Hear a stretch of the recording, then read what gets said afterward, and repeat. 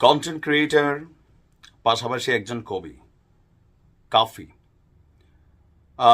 জুলাই অভ্যুত্থানের সময় তার বিভিন্ন কন্টেন্টের মাধ্যমে, তার বিভিন্ন অবস্থানের মাধ্যমে আমজনতার কাছে, বিশেষ করে ছাত্র জনতার কাছে তার একটা ফেস তৈরি হয়েছিল। ইভেন ওই সময়টাতে তিনি বিভিন্ন বক্তব্য দেওয়ার পরে পলাতক ছিলেন।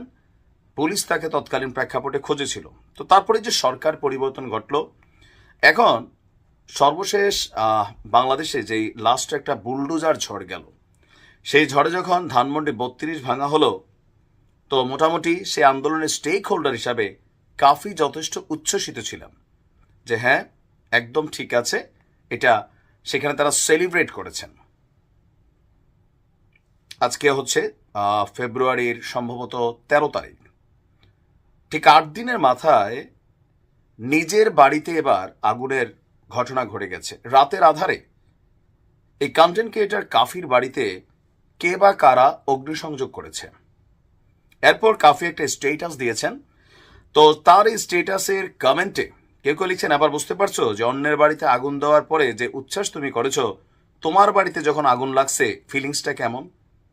কেউ কেউ বলছেন যে ভাই, আপনি মন খারাপ করবেন না, ধৈর্য হারাবেন না, নিশ্চয় আল্লাহ ভালো কিছু রাখছে।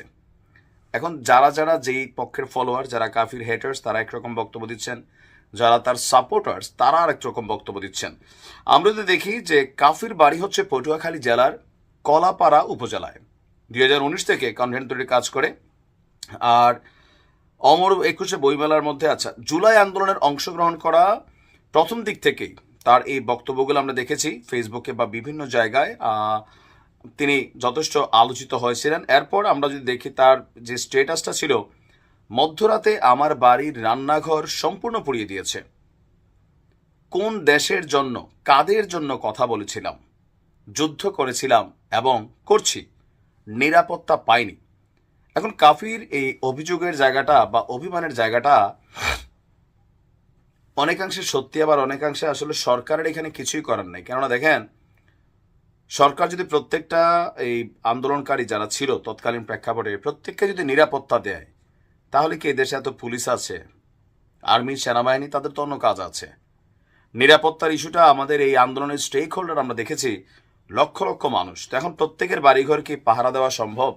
তবে আগুনের যেই ইস্যুটা, আগুনের ইস্যুটা হঠাৎ করেই আমরা আওয়ামী লীগ সরকার থাকতে শুনতাম অগ্নি সন্ত্রাস। তো গেল কয়েকদিন যাবৎ আওয়ামী লীগের এমপিদের বাড়িতে যেই ঘটনাগুলো ঘটেছে, সেগুলোর ফলে মানুষের মধ্যে সেই অগ্নি সন্ত্রাস ইস্যুটা অনেকটা কাজ করে যাচ্ছে। কেউ বলছেন যে না, একদম উচিত শিক্ষা হয়েছে, আওয়ামী লীগ 16 বছর বাংলাদেশকে লুটপাট করছে, ধ্বংস করছে, এদের তো এমন সাজাই হওয়া উচিত। এখন আবার যখন যারা এই ঘটনাগুলোতে উচ্ছ্বাস প্রকাশ করছে, তাদের অনেকের বাড়িতেই বা অনেকের সাথে এখন নানান ঘটনা ঘটা শুরু হয়েছে, তখন আবার অন্যরা বলছে, কেন ভাই, তাদের বাড়ি বাড়ি না, তোমারটা বাড়ি, তো তোমারটা তো আগুন দিছে, তুমি পারলে ঠেকাও, তারাটা ঠেকাইতে পারে নাই, তুমি তোমারটা ঠেকাইতে পারো নাই। বিষয়গুলো কিন্তু অশনি সংকেত। আমরা এর আগে সরকার পরিবর্তনের দৃশ্যপট দেখেছি। যারা অন্যায় করেছেন, লুটপাট করেছেন, দেশ ছেড়ে পালিয়ে গেছেন, অনেকেই মামলা খেয়েছেন, মিথ্যা মামলার শিকারও হয়েছেন, হামলারও শিকার হয়েছেন। কিন্তু আসলে কারে বাড়িঘর এইভাবে আগুন দিয়ে পুড়িয়ে দেওয়া অথবা বুলডোজার দিয়ে গুড়িয়ে দেওয়া, এই ট্রেন্ডটা কিন্তু আমরা এর আগে দেখি নাই। এখন দেখেন, এই কথাগুলো বললে অনেকে বলবেন যে তুমি এগুলার পক্ষে অবস্থান নিচ্ছ। না, আমি ভবিষ্যতের পক্ষে অবস্থান নিচ্ছি। কারণ বাংলাদেশে নেগেটিভ জিনিসগুলো আমরা এত দ্রুত মাথায় নেই, পজিটিভ কখনো নেই না। ধরেন আওয়ামী লীগ সরকারের 10টা ভালো কাজ আপনার যদি বলি, আপনার মাথায় একটাও আসবে না। কিন্তু যদি 10টা খারাপ কাজ বলি, আপনি 10,000 খারাপ কাজ বলে ফেলবেন। কেন? খারাপটা মানুষ মনে রাখে। এর আগে আমরা এরকম বুলডোজারের ঘটনা স্বাধীনতার পরে আমি জানি না যে এইভাবে র্যাপিডলি কোথাও দেখছি কিনা।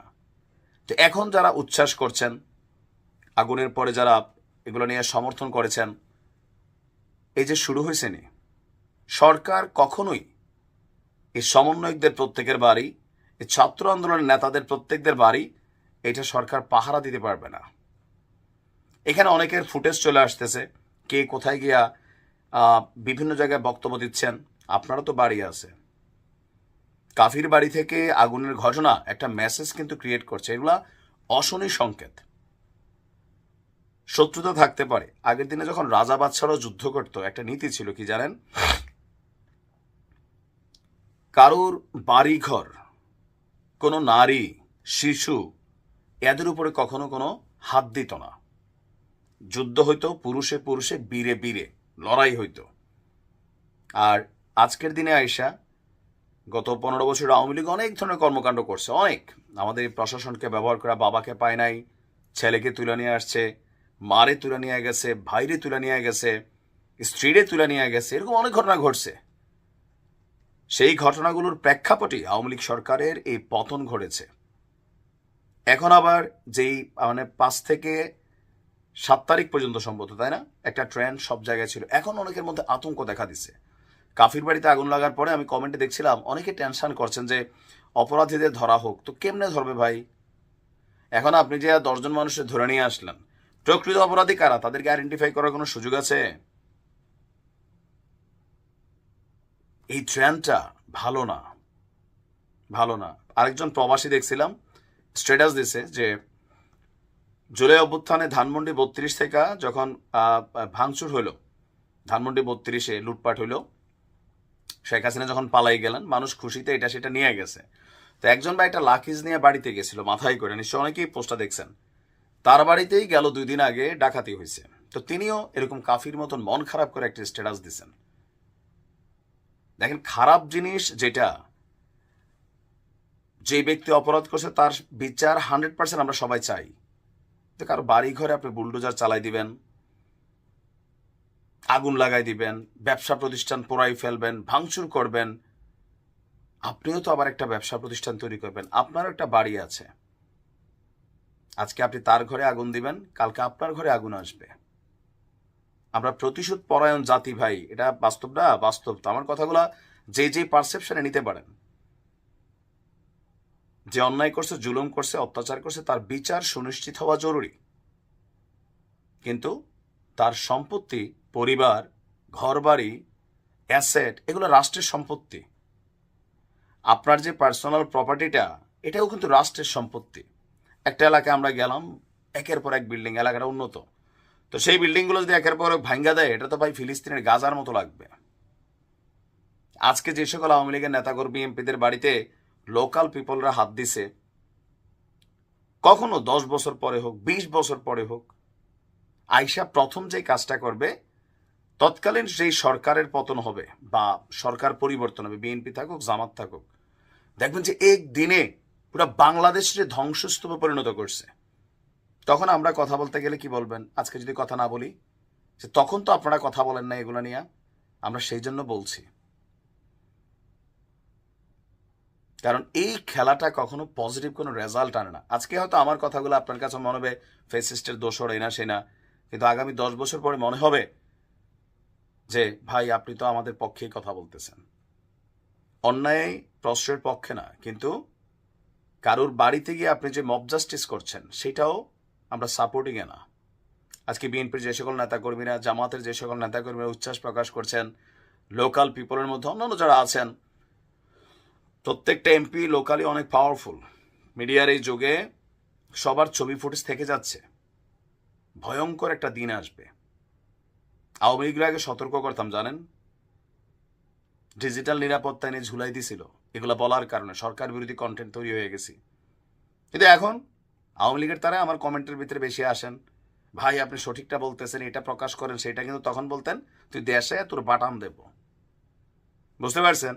আমাদের জায়গা থেকে আমরা কোনো স্পেসিফিক দলকের পক্ষে দালালি করি না, কোনো দল থেকে পেইড এজেন্ট না। যেই দলেরই ভালো কাজ এটাকে ভালো বলার চেষ্টা করি, খারাপ কাজ এটার নিন্দা করার চেষ্টা করি। তো যার বিপক্ষে যারা ক্ষমতায় থাকে সবসময় আমাদেরকে শত্রু মনে হয়, মনে হয় যে তাদের দোষ ত্রুটির সামনে ধরে আনতেছি, কিন্তু এটা ভবিষ্যতের জন্য বলতেছি। আজকে কাফির সাথে যেটা হয়েছে এটা উচিত হয়নি, বাট বিপরীত পক্ষে যারা কাফির শত্রুপক্ষ তারা বলতেছে তুমি যে উচ্ছ্বাস প্রকাশ করছো আজকে তুমি এটা এনজয় করো। আল্লাহর কাছে হেফাজত কল্যাণ কামনা করছি। আইনশৃঙ্খলা বাহিনীকে আর একটু সতর্ক থাকতে হবে, বিশেষ করে এই কাজগুলোর পেছনে আরো অনেক কিছুই ঘটতে পারে। সবাইকে সতর্ক থাকতে হবে, অযথা কারোর সাথে শত্রুতা তৈরি করবেন না। এটা রিটার্ন হয়। ভালো থাকুন।